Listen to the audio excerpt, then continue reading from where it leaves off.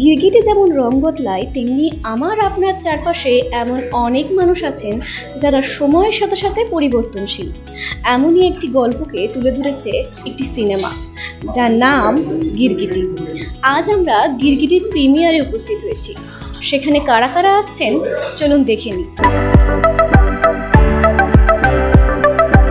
হ্যাঁ, মানে বলবো যে আমরা খুব সবাই চেষ্টা করেছি, খুব কষ্ট করে একটা কাজ করেছি। অর্পণদা মানে প্রচুর পরিশ্রম করে এই কাজটাকে দাঁড় করিয়েছে, তো অর্পণদার জন্যেই সবটা ভালো হয়েছে। আমরা সবাই চেষ্টা করেছি, ওনাকে দেখেই এনার্জিটা পেয়েছি যাতে ভালো করে কাজটা করতে পারি। সো সবাই দেখবেন, আশা করি সকলের ভালো লাগে। ছবিটা দেখুন, গিরগিটি খুবই এক্সপেকটেশন, আমাদের সবার অনেক এক্সপেকটেশন এই ছবিটা ঘিরে, এবং আমার বিশ্বাস যে মানুষের ভালো লাগবে। এবং যদি ভালো লাগে অবভিয়াসলি এটাই চাইবো যে তারা জানাবেন, অনলাইন সোশ্যাল মিডিয়ায় জানাবেন, লিখবেন ছবিটা নিয়ে এবং মানুষকে দেখতে পারবেন।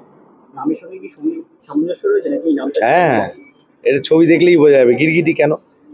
গিরগিটি আমরা এমনিতে জানি মানে এমন একটা অ্যানিমাল যে রং বদলায়, মানুষও রং বদলায়, যে সেটা দেখা যায় না, সেটা অনুভব করা যায়। তো সেক্ষেত্রে এই ছবিতে অনেক কিছু অনুভব করা যাবে এবং প্রচন্ড রিলেটেবল একটা বিষয় হবে আমার বিশ্বাস। তো সেক্ষেত্রে দেখা যাক কি হয়। খুবই আনন্দিত আমরা, এন্টায়ার টিম ছাদের অনেক অপেক্ষার পর ছবি মুক্তি পেয়েছে আজকে 7th of March, যেটা ইন্টারন্যাশনাল উইমেন্স ডে রিলিজ যেটা বলি আমরা। আর পরিচালক ইন্দ্রাণী চক্রবর্তী, এটা ওনার প্রথম ছবি। কেন্দ্রীয় চরিত্রেও যে চরিত্রটা মিত্রা, যেটা আমি প্লে করেছি।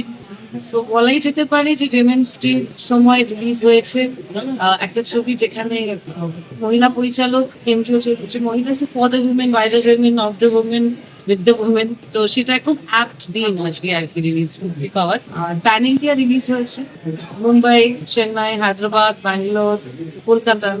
তো কলকাতায় যেখানে কনসেপ্টটা কনসিভ করেছিল ইন্দ্রাণীতে, তারপর ইভেন্টুয়ালি শুট করেছিলাম, আর সেটা অবশেষে এখানকার দর্শকদের সামনে এলো আজকে।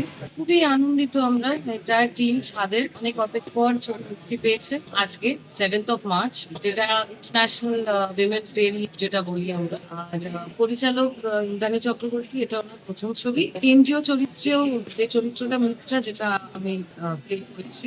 কারণ আজকের দিনটা অর্পণের জন্য খুবই স্পেশাল, কারণ এই পুরো ছবিটা যা জার্নি, লাস্ট 1.5 years ধরে আমি ওর সঙ্গে আছি, দেখছি কিভাবে ও কাজ করছে।